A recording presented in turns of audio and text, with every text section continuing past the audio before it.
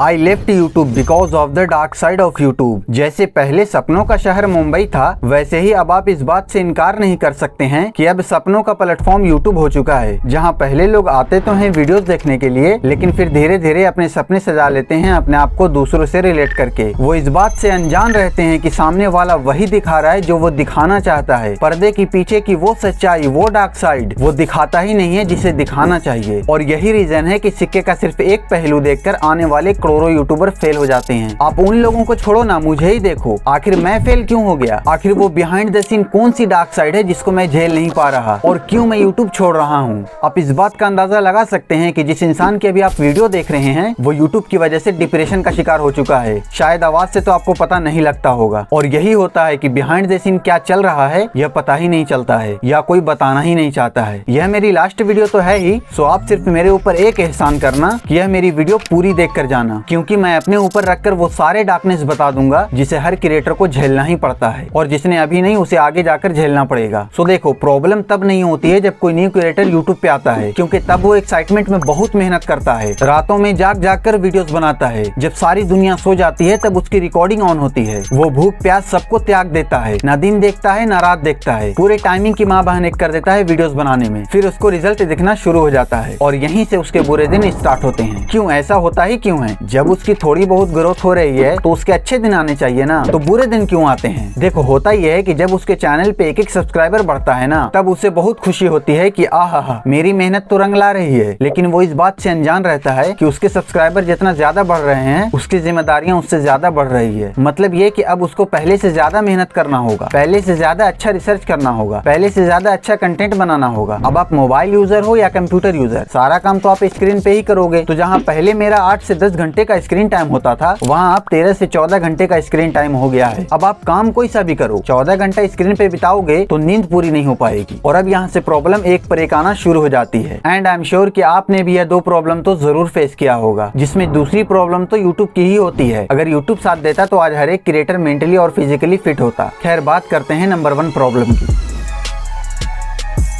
अब आप teen age में ज्यादा वर्क करेंगे माइंड पे लोड देकर, एंड वो भी स्क्रीन के सामने, तो आपके माइंड को ज्यादा रेस्ट की जरूरत होती है, बिकॉज आप फिजिकली वर्क नहीं मेंटली वर्क कर रहे होते हैं। जैसे वीडियोस का आइडिया सोचना, स्क्रिप्ट लिखना, हुक करना, थंबनेल बनाना, इन सभी कामों से माइंड पे ज्यादा लोड पड़ता है, और फिर आंखों पे भी। और टाइम के साथ नींद के समय को और कम कर देते हैं और काम को और ज्यादा टाइम देने लगते हैं। एंड यही काम पिछले 6 मंथ या साल भर से करते करते माइंड का सिस्टम फाड़ देते हैं, और शरीर का mental health and physical health दोनों बर्बाद हो जाती है। एंड कहानी यही नहीं रुकती है, अब खेला शुरू होता है यूट्यूब का, एक वेल सेटल क्रिएटर को डिप्रेशन की ओर ले जाने का और बर्बाद करने का।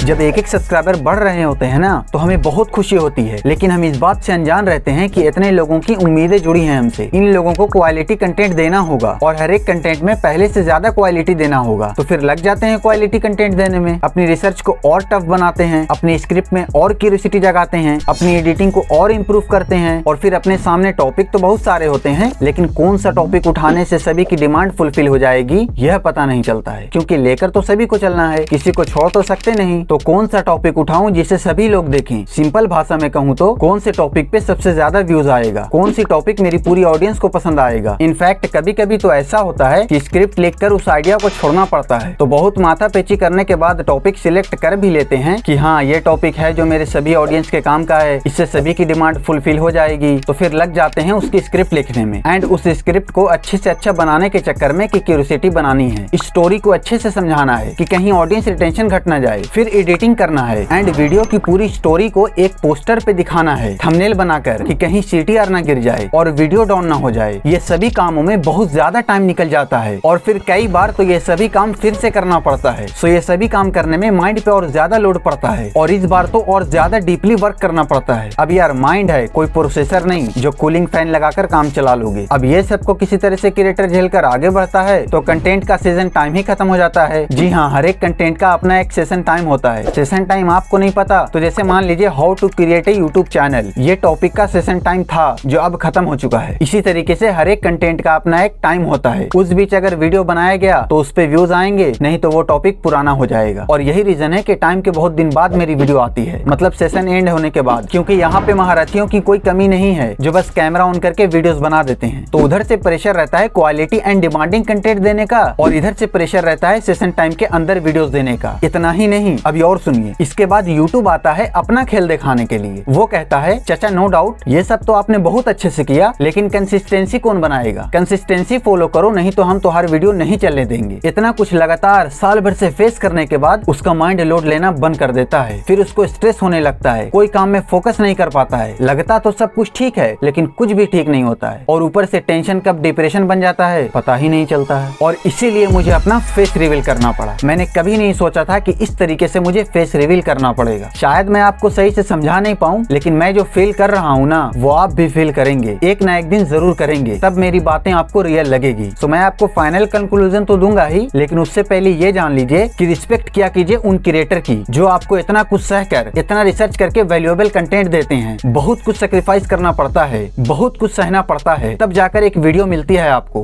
क्या लगता है इतना आसान है यूट्यूबर बनना? एक यूट्यूबर का कठिनाई, स्ट्रगल और टेंशन से डेली सामना होता है। ये जो बड़े बड़े लोग डिप्रेशन की गोली खाते हैं ना, इतना डिप्रेशन एक यूट्यूबर अपने साथ लेकर घूमता है।